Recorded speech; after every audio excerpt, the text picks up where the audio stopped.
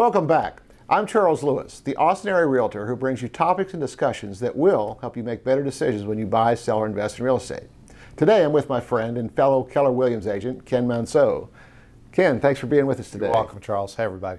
Before we go on, I just think it's important to articulate your length of time in the real estate business, particularly here in Austin. How long have you been licensed? Correct, since 2001. 2001. Now, the reason I think that's significant is that you have been in real estate before the last market downturn, through the recovery, up to and including this recent pandemic housing boom. Correct. Right? Now, the reason I think that's significant is there are a lot of people out there making real estate decisions, buying a house, selling a house, something like that, without that kind of perspective. We are in a spot where there is a lot of uncertainty and a lot of unknown factors about what's going to happen in the future. Having said that, let's talk about buying in this current market, some of the things that people need to be aware of, and some of the mistakes that I think a lot of buyers make.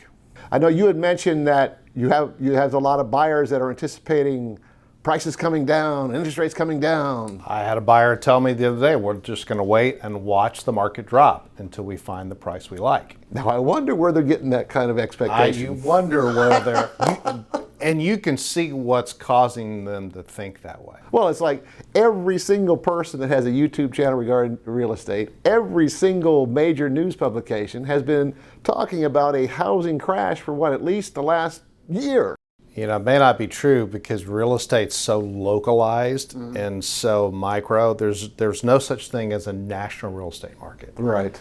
So if you take averages from different markets, you could see where someone could say, wow, look at how the price is dropping. Look at institutional sellers, for instance, like builders. Have they been changing and improving and dropping their prices? And somebody could say, well, wow, the market's changing and crashing. We're just going to wait till we get the best price. The issue with that, though, let's say you wait into the spring. What do you think that's going to do to drive the existing inventory if everybody waits to the spring and wants to buy in the spring?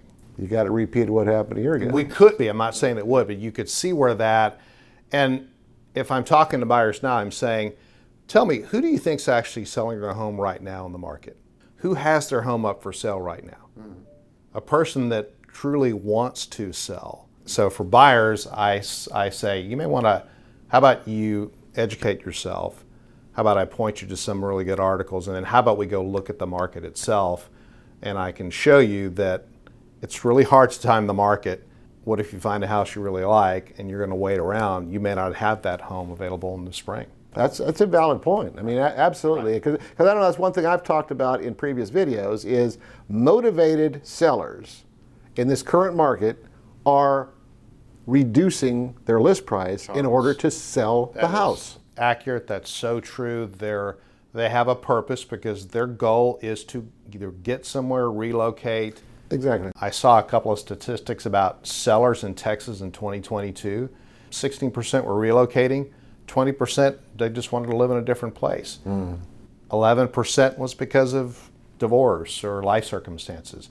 So when they're purposeful and they're going to sell, they're not wishy-washy. They're on the market because they want to sell. Absolutely. So I would say that's a more motivated seller. Well, let's talk about the interest rates. Coming back to your experience seeing these ups and downs, I actually have a graphic of this. You'll notice that for the last 10 years, we have seen interest rates under 5%.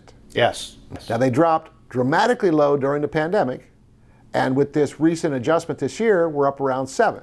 Even though that's high compared to 3, and certainly compared to 5, which is average over the last 10 years, that's about average over the last 30 years. When you look at those numbers and you think, wow, how come interest rates are not at 3%?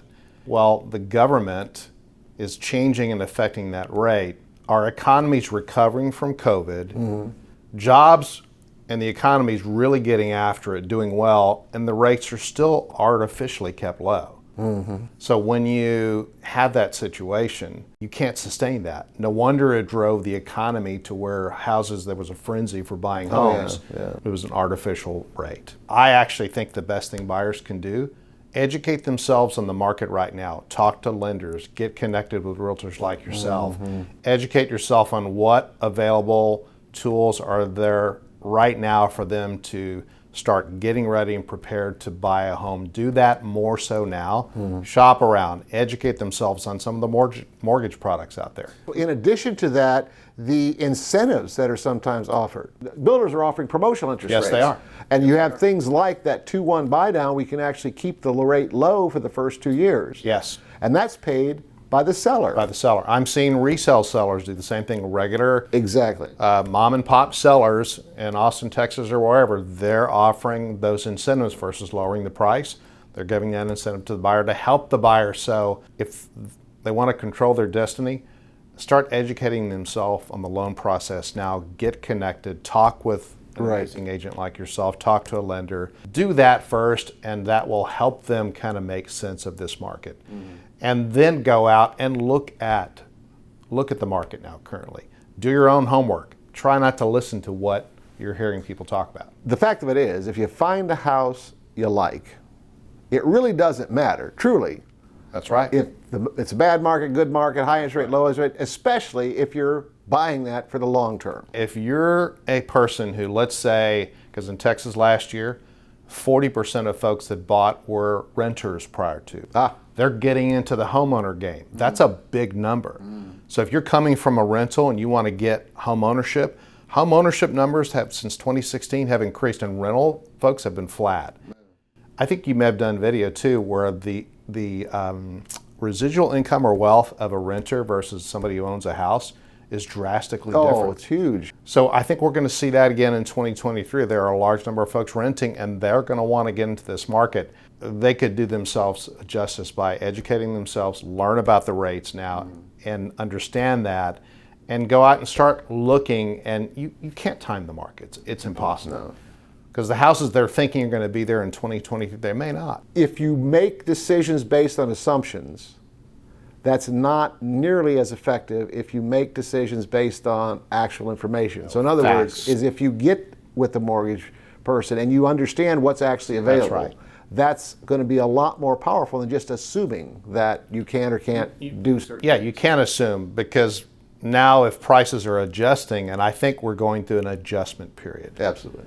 I feel like our market is adjusted quite well, and sales are happening. Oh yeah. I was telling you about a house in Southwest Austin. It sold for $700,000 and 2,100 square feet, and you're thinking a couple of years ago that was a $500 or so thousand house. Now the conditions were great, the location was good, the house was in good shape, and that buyer got themselves a really nice home. If you really spend time with the buyers and say, what is your motivating goal? When would you like to be in the home? When would you like to? You focus on that part and their goals, and they want to get out of being a renter and being a homeowner, you can't time that. Do it when you're ready to do that. That's very, very good advice. Because again, at the end of the day, you're making a very large financial transaction. Yes. Whatever it is you decide on, you're going to be in it for a while, on average. And it's important for you to find something that you're going to that you're going to look. You're not necessarily going to look forward to writing that mortgage check every month, but it's something that you do because you're willing to pay for something you like. Willing to pay for it, yeah. And you're going to blink, and it's going to be 5 years down the road. Yeah. And then you're thinking, whoa. I mean, quite honestly, what do you think our market's going to be like in 5 years? You think we're going to drop off the face of the earth? I doubt it. Find it hard to believe. Especially when you look at like employment and migration and population growth. Agreed. So, okay, so it sounds like that if we were to sum this up, that if someone is interested in purchasing and for whatever reason they're delaying that or delaying beginning that process because of what they're reading, because they think what there's going on, it sounds like the consensus as we've kind of talked through this is probably the biggest mistake is just not getting the information to empower you to make a better decision. That's right. That's the biggest mistake. Don't let that stop you. Don't let the distractions and the misinformation stop you from taking action. Find the data, educate yourself, get prepared for the market. Try not to worry about what the market and interest rate is doing. Focus on that process. Do that well, and I think they will greatly benefit from that. The good news is that this current market versus what it was like to buy a house, let's say a year ago, is that you're going to be able to have an inspection done. You're going to be able to find out if it's a resale home. It's incredible. And again, information will empower you to make better choices. It'll empower them, gives them leverage. They can inspect properties. They can look at properties. They have so many choices at this moment. We can only really kind of tell people what we know right now. So right now, That's it. you've got an amazing opportunity to look at homes and you have more homes to look at, and you can make an educated decision without much pressure and duress and do it on your time frame. Well, listen, before we wrap this up, any other thoughts that you'd like to add? I would just say, take the action, do it now, educate yourself. It's the biggest thing you can do. That's the number one. And get into the game sooner than later, and especially when you're ready. Focus on your plan and your goals. Don't worry about interest rates and houses. Do what you can do to control that, and you will be glad you did it. Thank you again for coming by, because you shared a lot of very good information. I know I found it beneficial, and I'm sure a lot of folks out here did as well. If you have any ideas about what we might talk about or ways that we can improve these videos, don't hesitate to put a comment below or send us an email directly.